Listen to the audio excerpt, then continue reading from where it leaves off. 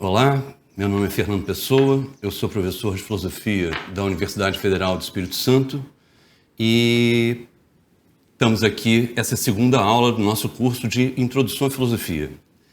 Gostaria de agradecer ao Instituto Cultural Vale, o Museu Vale e Ronaldo Barbosa, que me convidou para dar esse curso. Muito obrigado.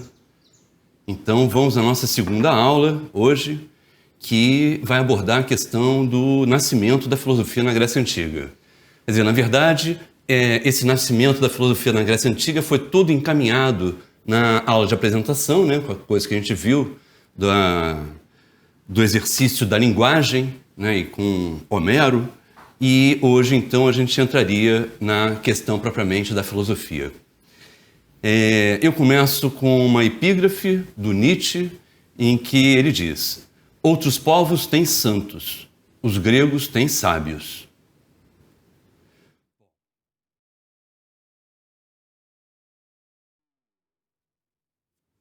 A filosofia na Grécia Antiga começou com aqueles que foram posteriormente chamados de pré-socráticos. Eles não eram denominados assim na época, porque pré-socrático significa antes de Sócrates. Mas Sócrates só passou a ser um marco determinante na história da filosofia posteriormente. Ele lá não tinha a dimensão do que ele se tornaria, como aquele que começou a filosofia. Então, esse pré-socrático tem tanto um sentido de anterioridade, como também um sentido meio pejorativo, no sentido de ser pré-filosófico. É antes da filosofia, à medida em que a filosofia começa mesmo com Sócrates, Platão e Aristóteles. Aristóteles vai falar desses pré-socráticos, não é, todos eles vão falar, Platão também, mas eles chamam os pré-socráticos de fisiólogos. Por quê? Porque todos eles escreveram, os seus livros tinham como título Periphyseos. Né? Physis, em grego, é traduzido por natureza, mas essa tradução é muito ruim, porque o grego compreendia por physis o aparecimento, aquilo que surge a partir de si mesmo, como, por exemplo, o vento, a flor, isso que eu estou falando, né? As palavras.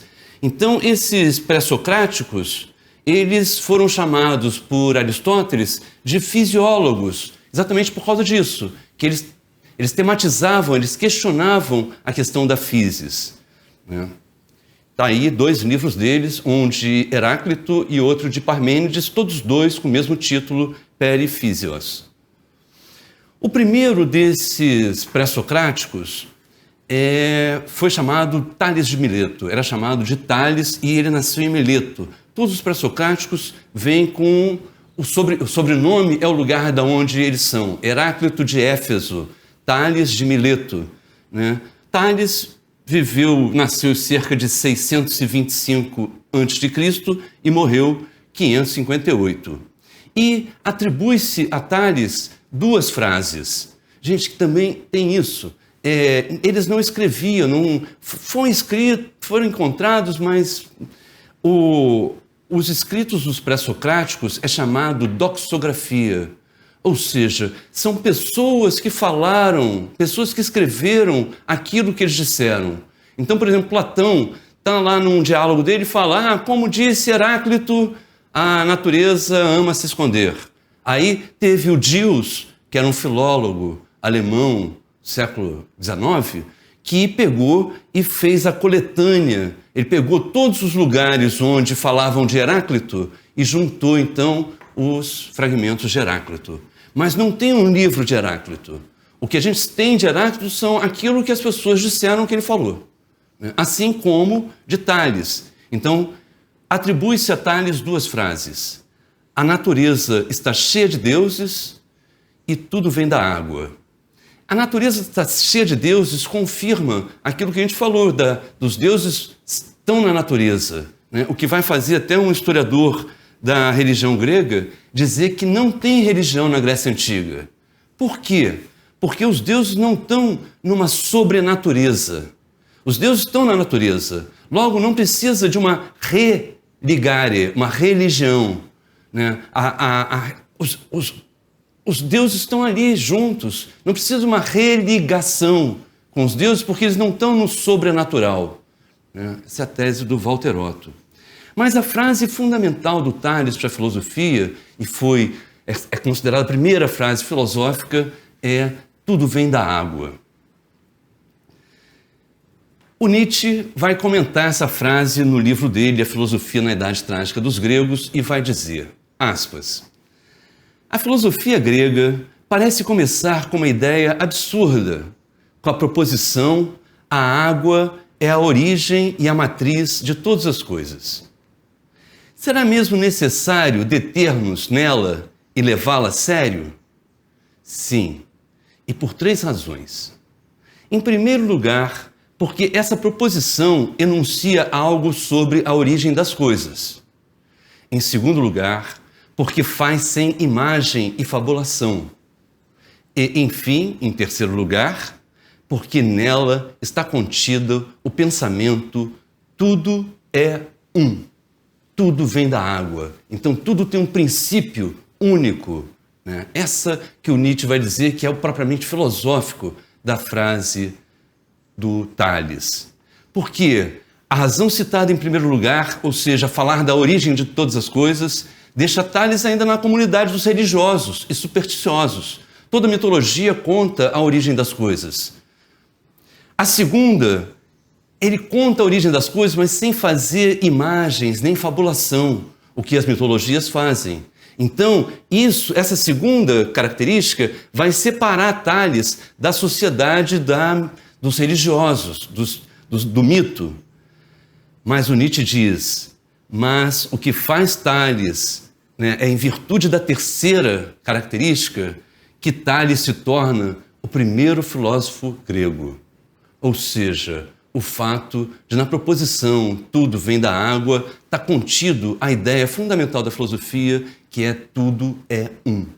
Ou seja, a totalidade do real não é o somatório das suas partes, mas a totalidade do real, que inclusive nos inclui, ela é uma unidade.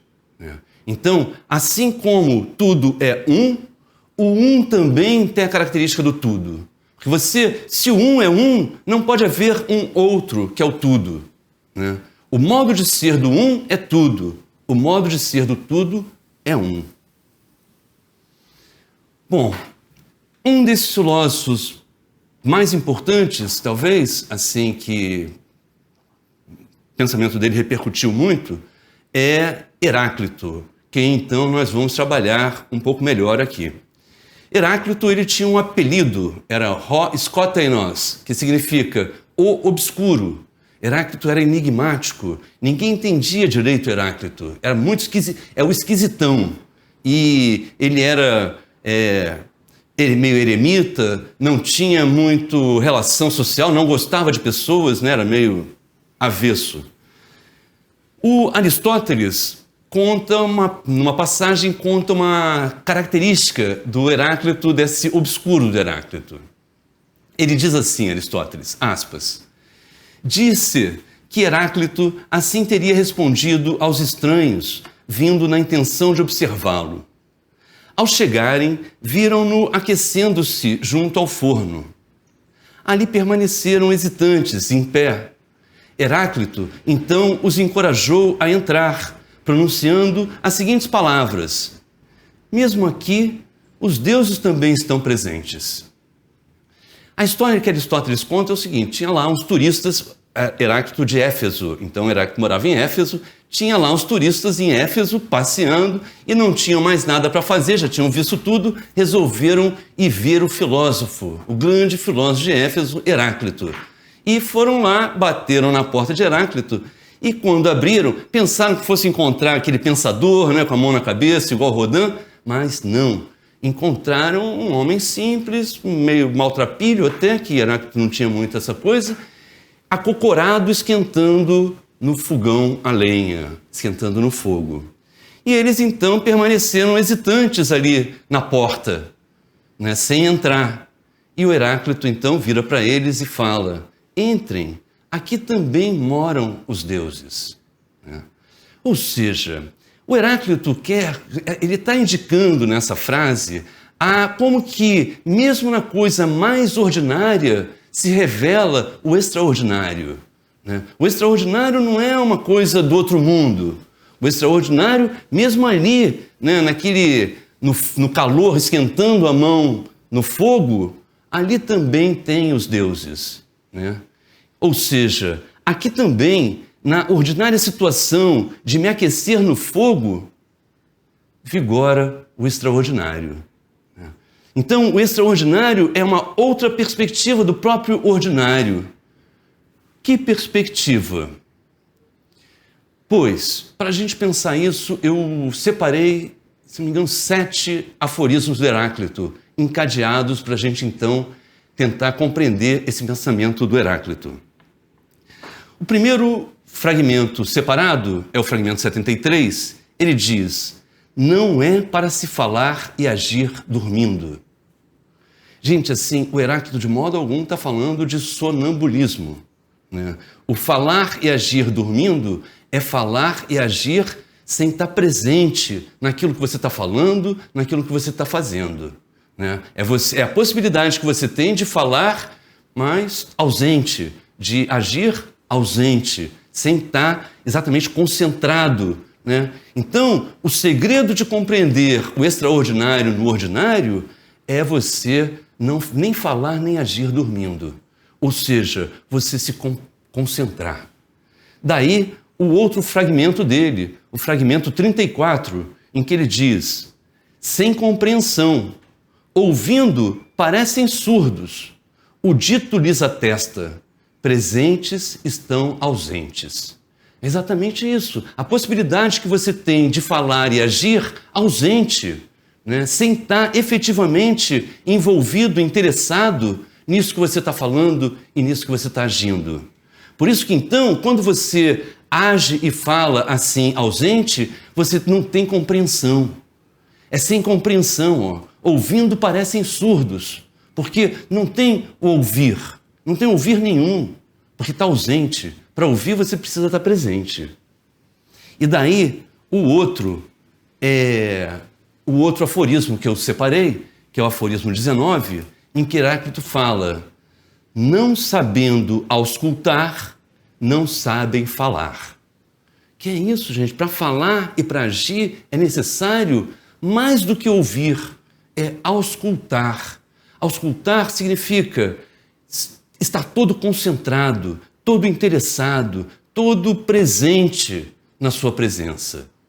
E é estando assim, todo presente na sua presença, que você se depara com o extraordinário no seio do ordinário, né? Você se depara, então, com os deuses, né? Bom, outro aforismo de Heráclito, aforismo 114, ele fala, aspas, para falar com recolhimento é necessário concentrar-se na reunião de tudo. Então, olha, esse auscultar que ele falou, que é necessário para poder falar, é essa concentração na reunião de tudo. Gente, o que é a reunião de tudo? É onde se dá a conjuntura. A conjuntura, ou seja, o aqui e agora, é a unidade, tem a unidade de todas as coisas. Se eu consigo me concentrar e me recolher nessa unidade. Esse é todo o desafio do pensamento grego, principalmente o pensamento pré-socrático, que é de você, então, falar a partir dessa unidade. Ou seja, ser um porta-voz dessa totalidade. Esse era o grande desafio, né, dos pré-socráticos, que era exatamente trazer a physis ao logos. Há uma relação intrínseca do logos, da fala, com a physis. E todo o desafio da sabedoria, todo o desafio do pensamento é trazer essa physis, mostrar essa physis no logos, na linguagem, trazê-la na linguagem, né? Mas para isso, então, é necessário concentrar-se na reunião de tudo, né? Por quê? E como se concentrar na reunião de tudo? O Heráclito vai dizer no fragmento 113, pensar reúne tudo. Ou seja, o que reúne a totalidade de todas as coisas e faz com que você, então, se recolha e se concentre é o pensamento. Agora, como ocorre o pensamento? Heráclito vai dizer, no fragmento 101, eu me busco a mim mesmo. Ou seja, é só a partir da compreensão de si mesmo que é possível pensar. Porque, de imediato, na maioria das vezes, a gente está completamente alienado do que nós somos, porque a gente se perde nos nossos afazeres cotidianos e são poucos os momentos de concentração, recolhimento, em que você, então, se conhece a si mesmo. E o fundamental para o pensamento é esse autoconhecimento de si. Por isso que Heráclito vai dizer, eu me busco a mim mesmo. E no outro fragmento, fragmento 116, é dado a todos os homens conhecer-se a si mesmo e pensar. Ou seja, esse conhecimento de si que propicia o pensamento não é uma exclusividade de Heráclito, não é exclusividade dos filósofos, dos formados, sei lá de quem. Não, de modo algum. Isso é o próprio da nossa essência. Nós, seres humanos, temos linguagem, o próprio dessa essência, dessa nossa essência, é conhecer a si mesmo e pensar, ter uma compreensão de si. E essa compreensão de si pode promover isso que é o pensamento, que recolhe tudo na unidade de tudo. Essa era a grande questão dos pré-socráticos. Bom, gente, e assim, fica então esse convite para vocês lerem os aforismos dos pré-socráticos, sabendo que a leitura de um aforismo, de um fragmento, é muito diferente da leitura de um texto corrido. Você não lê os fragmentos seguidos, assim. O Nietzsche, que escreve muito de forma aforismática também, até por inspiração de Heráclito, ele diz que para se compreender um aforismo é necessário ter uma faculdade bovina, a faculdade de ruminar. Então, um aforismo não é lido numa primeira vez. Ele precisa ser mastigado, engolido, regurgitado, mastigado de novo, engolido outra vez, regurgitado, sucessivamente. O que eu aconselho a fazer é reunir aforismos que tratam de um mesmo tema para lê-los em conjunto, um se remetendo ao outro, antes de apelar para um comentador fora que vai explicar tudo do jeito dele. Eu acho que é necessário, na filosofia, esse embate com o pensamento, para a gente poder descobrir, a partir do nosso próprio pensamento, isso que o pensador está pensando. Bom, então, dito isso, a gente parte agora para Sócrates, Platão e Aristóteles, que é caracterizado, considerado o núcleo propriamente do nascimento da filosofia. A filosofia começaria, então, eles são pré-socráticos, Sócrates seria o marco. Sócrates o Sócrates ele era pitagórico, da seita pitagórica, que é uma seita de mistério. Então, o Sócrates não escreveu nada, porque tudo que ele falava não podia ser escrito, divulgado, publicado. Ele só dava aulas, ele tinha vários discípulos, alunos, com os quais, então, ele conversava, e um desses alunos foi Platão, por sorte nossa e de Sócrates. Porque Platão era aquele aluno brilhante, exemplar, que escreveu o pensamento de Sócrates. Então, tudo que a gente conhece de Sócrates, não tudo, tem outras fontes também, mas a grande maioria do que a gente conhece de Sócrates estão nos diálogos de Platão. Platão, então, com a escrita, tenta reproduzir o modo socrático de fazer filosofia, que era o modo dialógico. Sócrates ele não fazia uma exposição longa, ele gostava sempre de pegar um interlocutor para, com esse interlocutor, ir conversando o assunto que estava em questão. Então, Sócrates foi professor de Platão, que escreveu, então, os diálogos, cujo personagem principal é Sócrates, na maioria deles, que, por sua vez, foi professor de Aristóteles, Platão. Platão vai fundar a academia, que é a primeira, digamos, escola, e entre os seus discípulos tinha Aristóteles, que depois, por sua vez, vai fundar o Liceu, que é a escola aristotélica. Aí que começa, no mundo grego, então, que começa essa coisa de ensinar a pensar, porque até então não tinha isso, não tinha uma escola, não tinha esse desejo, né? E começa aí na Grécia, isso que depois na escolástica vai ser ampliado de forma brutal, né, com as escolas, e que a gente tem hoje aí, universidades, etc. Bom, gente, é fundamental que a gente compreenda que para Platão a filosofia é um problema pedagógico. Assim, o Platão, ele tem uma questão, que a questão fundamental de Platão é a questão da educação do homem na polis. Como eu posso educar o homem de modo que ele conviva com liberdade e que ele seja feliz? Essa é a grande questão de Platão, e ele vai dizer, através da filosofia. Essa é a resposta que a gente pode adiantar, né, através de um aprendizado que a filosofia pode conceder aos homens. Por isso ele vai escrever o livro principal dele, a Politeia, né, traduzido pela República, onde então Platão vai compor, vai pensar uma cidade ideal, né, uma cidade ideal onde todos trabalham, todos trocam, todos... Agora, como então educar o homem para a polis? Platão vai dizer, através da compreensão da ideia do bem, através do bem. O homem tem que ser educado para o bem. Por quê? Porque o bem necessariamente leva ao belo, né? O bem encaminha ao belo. Até Platão cria uma palavra em grego. Kalos é belo. Agathos é bem. Platão cria uma palavra, kalos kagathos. Ele junta as duas palavras, o belo e o bem, né? Porque um está junto com o outro.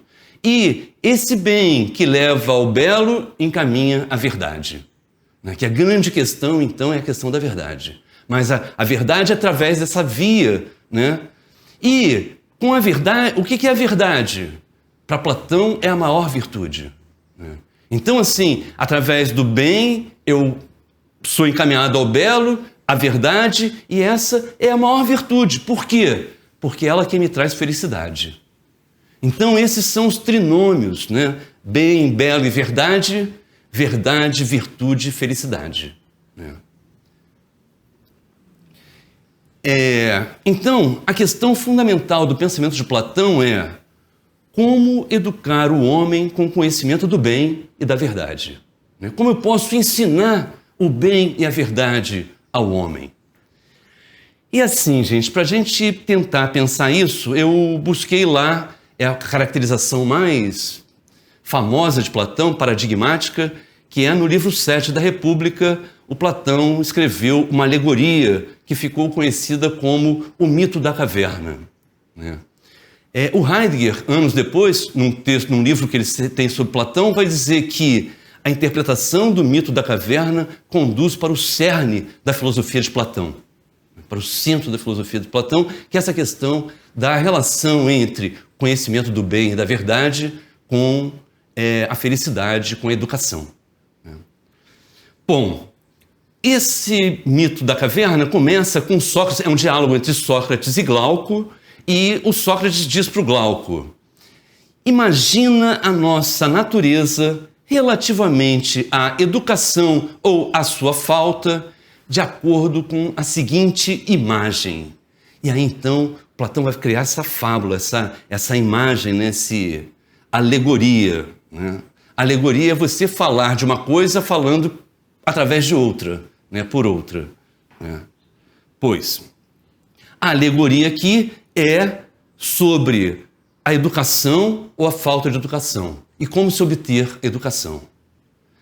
A imagem é o seguinte: imagine alguns homens que estão desde a infância amarrados dentro de uma caverna, com pernas, braços e pescoço presos, de modo que não podem mexer nem virar a cabeça, só sendo possível ver a parede que está diante deles. A luz vem de uma fogueira acesa atrás deles. Entre o fogo e os prisioneiros passa uma estrada, e ao longo dessa estrada foi construído um pequeno muro, no qual esses prisioneiros estão amarrados. Atrás desse pequeno muro, homens transportam por cima dele diferentes objetos.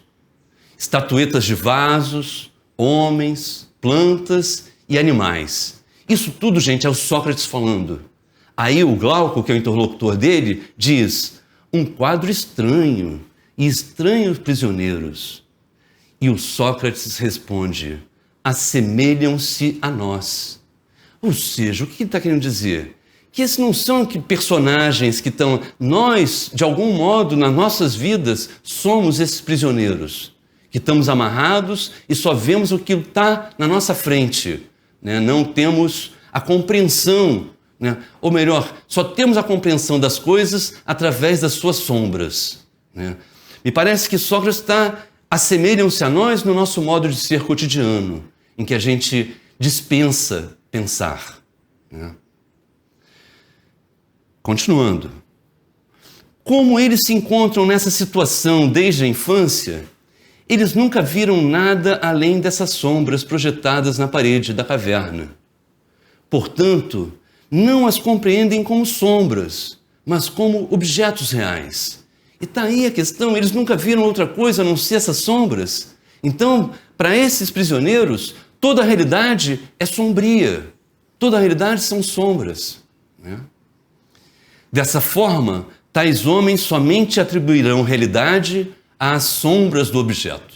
Ou seja, a sua aparência. Sombra aqui, gente, é uma alegoria da aparência sensível, né? Daquilo que a gente pode ver com os olhos, com os sentidos. Aí Sócrates continua. Agora imagina se um desses homens fosse solto, forçado subitamente a levantar-se, a virar a cabeça, a andar e a olhar para o lado da luz. Todos esses movimentos não o fariam sofrer? Claro, o cara está amarrado lá desde a infância, nunca andou, está preso, só vê sombra. De repente, e é interessante porque, gente, isso aqui vai ser o processo da educação.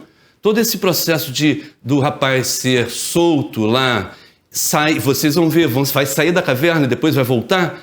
Todo esse processo, o Sócrates, né, está querendo fazer uma alegoria do processo educativo, né? E é interessante uma coisa, esse processo educativo não começa por vontade da própria pessoa. Tem que haver alguém que vai lá e force a começar a se educar. E esse processo é doloroso, faz sofrer, não é legal. Não é à toa que toda criança não gosta muito de ir para a escola. Gosta para brincar com a molecada, mas assim, se não tiver um pai ali, logo, logo, a tendência é abandonar. Por quê? O processo educativo é um processo de sofrimento, né? Ele ficaria ofuscado e não poderia distinguir os objetos dos quais via apenas as sombras anteriormente. Se lhe dissessem que agora ele está mais perto da realidade, voltado para objetos mais reais, ele não acreditaria, por achar que as sombras eram mais verdadeiras do que esses objetos que lhe mostram agora. Claro, ele está acostumado e agora ele está ofuscado, ele não está conseguindo ver nada. O interessante aqui, gente, que eu ressaltei 2 vezes, é que Platão vai usar então o comparativo de superioridade. Ou seja, agora ele está mais perto da realidade do que ele estava lá nas sombras, né? Então, é uma comparação que Platão faz, né? Usa tanto a realidade quanto a verdade. Está mais perto da realidade, mais perto da verdade. Então, há alguma verdade lá no mundo das sombras, sim. Só que ela é muito pequena, ela é muito pouca. Agora, já com a luz do fogo, há mais verdade do que lá. E o Sócrates continua. E se o forçassem, de novo, não é por livre e espontânea vontade, de modo algum. Esse prisioneiro que foi solto, ele está sendo arrastado, porque é um processo doloroso, ele está com os olhos ardendo, as articulações, está tudo ruim. E se o forçassem a olhar para a própria luz, seus olhos iriam doer tanto que ele viraria as costas e voltaria para as sombras que pode olhar, e as consideraria mais nítidas do que as coisas que lhe mostraram agora. Claro, ele quer voltar para aquela boa... Né, lá não tem esforço nenhum na caverna. Você não tem esforço nenhum, você não tem que pensar, você não tem que elaborar nada. Ou a elaboração é mínima. Sócrates vai dizer, e ele sofreria se o tirasse de lá, à força, e o levassem para fora da caverna, o arrastando até ver a luz do sol. Ao ver essa luz, os seus olhos ficarão ofuscados pelo brilho, e ele não será capaz de ver nenhum desses objetos que nós afirmamos agora serem os verdadeiros. Aí, era comparativo de superioridade, agora Platão vai usar o superlativo. São os objetos verdadeiros. É necessário se habituar para que se possa ver as coisas fora da caverna, na luz do sol. Né? Mas, então, verdade, mais verdade do que a verdade. São 3 etapas nesse processo de educação para ganhar a verdade. E o Sócrates vai dizer, finalmente ele poderá contemplar o sol, não o seu reflexo, mas o próprio sol, o sol tal como ele é. Ao contemplar o sol, vai pensar e concluir que é ele que produz as estações e os anos, que governa tudo no mundo visível e que é, de algum modo, a causa de tudo o que ele e seus companheiros viam na caverna. Nesse momento, se ele se lembrar da sua primeira morada e de seus antigos companheiros, do conhecimento que ali se possuía, não acha que ficaria feliz com a mudança e teria pena desses companheiros que continuaram lá presos, né? Que agora ele então vê as coisas, vê o mundo na luz do sol, na verdade. E agora sim que ele passa a compreender que antes ele só via sombras. Porque até então, como ele não tinha nenhum outro parâmetro a não ser sombra, a sombra era a própria realidade. Quando ele sai e vê as coisas à luz do fogo, fica mais real do que só as sombras. Mas quando ele sai e vê as coisas no sol, aí então fica o real, a verdade. E aí ele compreende que houve uma mudança nele. Compreende que houve uma mudança e que ele já não é mais como aqueles prisioneiros, amigos deles que ficaram lá, que acreditam que a realidade são aquelas sombras. Bom, Sócrates então termina essa fabulação, essa alegoria, dizendo então o que é a alegoria de quê? O que está no lugar de quê? E ele diz, devemos relacionar o mundo que aprendemos pela vista, ou seja, o sensível, à estada na prisão. A prisão é o mundo dos sentidos.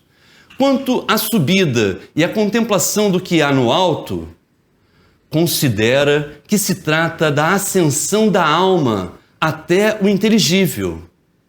E não te enganarás sobre a minha esperança, já que desejas conhecê-la. Então, a alegoria diz, aquele mundo lá da caverna é o mundo compreendido pelos sentidos, tem pouca verdade. Mas se você consegue, num processo de ascese, elevar a sua alma para o entendimento, para a inteligência, para as ideias, aí então você vai ver as coisas na verdade delas, a verdade, a realidade. Então, essa alegoria é uma alegoria da ascensão da alma para o inteligível. Essa saída da caverna representa essa ascensão da compreensão sensível para uma compreensão puramente inteligível do que as coisas são. E aí, então, ele termina dizendo, nos últimos limites do mundo inteligível, aparece-me a ideia do bem, que não se pode ver sem concluir que ela é a causa de tudo que há de verdadeiro e de belo. Bem, verdade, belo. No mundo visível, ela gera a luz que dá haver. No mundo inteligível, ela própria é a soberana que promove a verdade e a inteligência. Quer dizer, a ideia do bem, né? Acrescento que é preciso vê-la se quer comportar-se com sabedoria, seja na vida privada, seja na vida pública.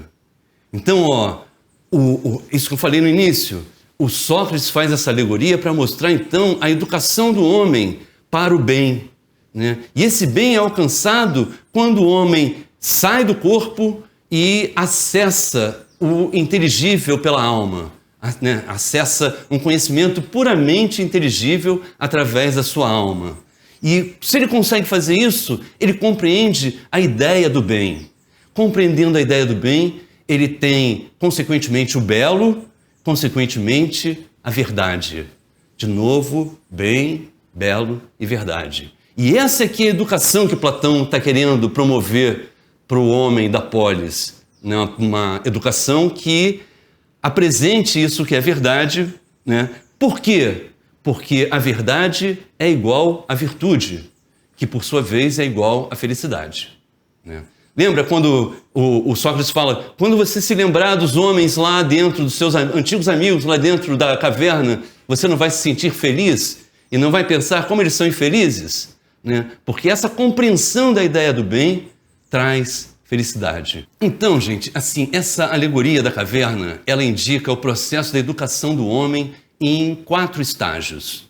O primeiro estágio é a situação do homem dentro da caverna subterrânea, né, amarrado, que significa aquela pessoa que só compreende as coisas através do conhecimento sensível, através das sombras, ou seja, das aparências.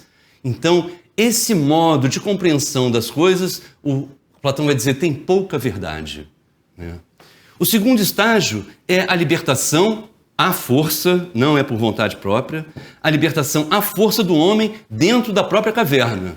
Ou seja, como a gente falou, é um conhecimento mais verdadeiro do que antes, né? Mas é o começo da iniciação, né? Para ele poder, então, compreender a verdade no seu sentido superlativo, que é no terceiro estágio, que seria a libertação propriamente dita do homem para a luz. Ou seja, é a contemplação da ideia do bem, como disse o Sócrates, e, assim, o conhecimento da verdade. De a verdade, ou seja, de toda a verdade. Pois, se você tem essa compreensão, esse conhecimento da ideia do bem e, consequentemente, da verdade, você se transforma. Então, a verdade é isso que promove uma transformação do homem. Esse homem que até então era sem educação, ele, ao contemplar a ideia do bem, ele se torna um homem educado. Ele compreende a verdade. E a verdade é a maior virtude, porque só ela traz a felicidade. Bom, ainda tem, gente, que a gente não falou, um quarto estágio, que é o retorno do homem para dentro da caverna. Então ele volta para dentro da caverna, mas com um olhar transformado. Ele agora sabe que aquelas sombras não são a realidade, né? E ele nem consegue mais ver direito as sombras.